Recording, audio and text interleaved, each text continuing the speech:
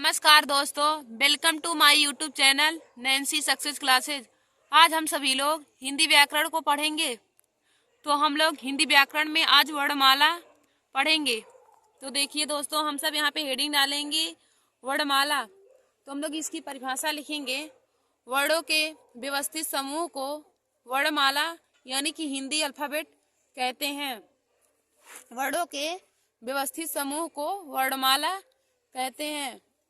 तो हिंदी वर्णमाला में कुल 52 वर्ण होते हैं। यदि दोस्तों आप लोग के एग्जाम में ये क्वेश्चन पूछा जाए कि हिंदी वर्णमाला में कितने वर्ण हैं, तो आप सभी लोग 52 वर्ण पर ही विकल्प लगाइएगा। और हिंदी वर्णमाला में स्वरों की संख्या 11 होती है और व्यंजन की संख्या 33 होती है। और देखिए दोस्तों, यहाँ पे आप लोग नोट करके लिख लीजिएगा। हिंदी, अगर आप लोग को ये क्वेश्चन पूछे कि हिंदी किस लिपि में लिखा गया, तो आप लोग लिख लीजिएगा कि हिंदी देवनागरी लिपि में लिखा जाता है।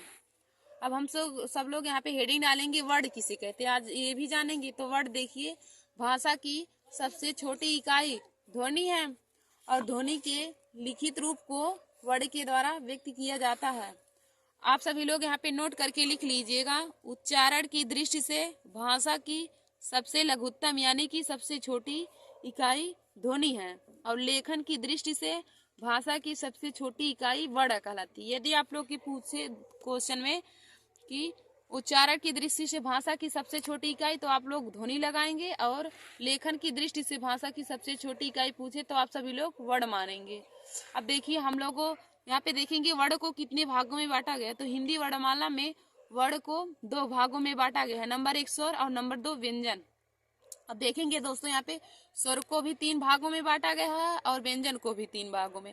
स्वर में देखिए, नंबर 1 ह्रस्व स्वर है, नंबर 2 दीर्घ स्वर है, नंबर 3 प्लुप्त स्वर है।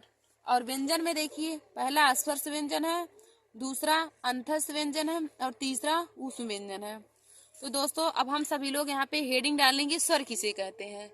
तो देखिए, इसका परिभाषा हो जाए। हम लोग स्वर हेडिंग डालेंगे, इसमें लिखेंगे जिस वर्ण के उच्चारण में किसी अन्य वर्ण की सहायता से ना बोले जाते हैं या जिस वर्ण की जो कि बिना किसी वर्ण की सहायता से बोले जाते हैं, उन्हें हम स्वर कहते हैं।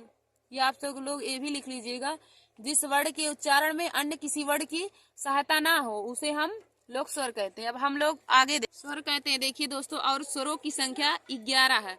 हमने आपको बताया था आगे ही स्वर की संख्या 11 है। तो हम लोग जानेंगे कौन कौन से स्वर है। एक छोटा है, दूसरा बड़ा, छोटी, बड़ी, छोटाऊ, बड़ाऊ, फिर इरी, फिर ए, फिर आए, फिर ओ, फिर औ। ये सब 11 स्वर हैं। अब हम लोग स्वर के भेद, तो स्वर के भेद हैं तो 3। पहला हेडिंग हम लोग डालेंगे ह्रस्व स्वर।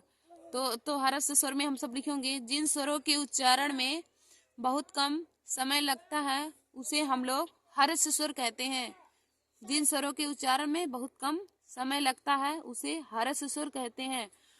तो ह्रस्व स्वरों की संख्या भी 4 होती है। और वो 4 कौन कौन से, तो वे छोटा है, छोटी है, छोटाऊ है, फिर इरी है। अब हम लोग दूसरी हेडिंग डालेंगे दीर्घ स्वर। तो देखिए, इसमें हम लोग लिखेंगे जिन स्वरों के उच्चारण में ह्रस्व स्वर से 2 गुना समय लगता है उसे दीर्घ स्वर कहते हैं। अब दीर्घ स्वर की संख्या देखेंगे तो दीर्घ स्वर की संख्या 7 है। वो कौन कौन से, बड़ा है, बड़ी है, बड़ाऊ है, ए है, आए है, ओ और औ है। ये दीर्घ स्वर में आ गए। फिर तीसरा है प्लुप्त स्वर।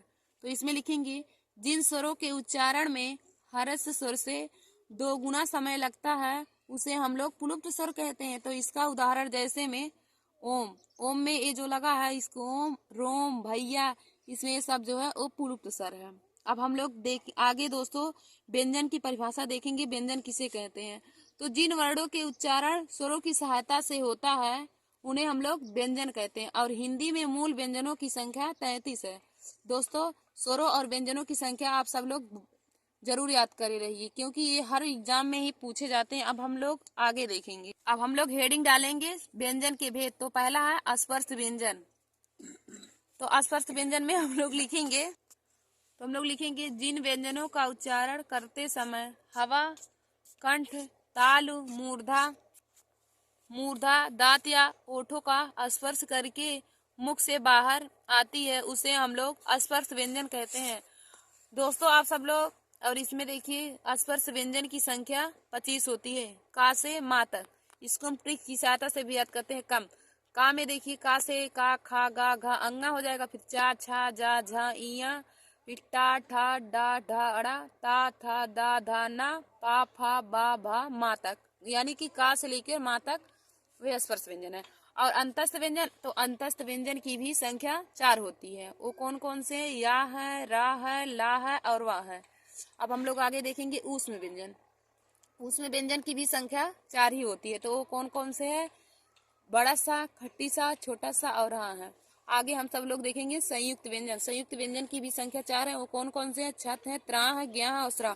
देखिए दोस्तों, छत्रा ज्ञा किससे बनता है? तो छत्र आधा का प्लस खट्टी सा से बनता है, और तरा आधा तारा प्लस रा से बनता है, और ज्ञा आधा जा प्लस सिया से बनता है, और स्रा आधा आधा बड़ा सा प्लस रा से बनता है। थैंक यू दोस्तों। ऐसे ही हमारे वीडियो को देखने के लिए आप सभी लोग हमारे YouTube channel Nancy success classes को सब्सक्राइब कर लीजिए और लाइक और शेयर करना ना भूलिए। धन्यवाद दोस्तों।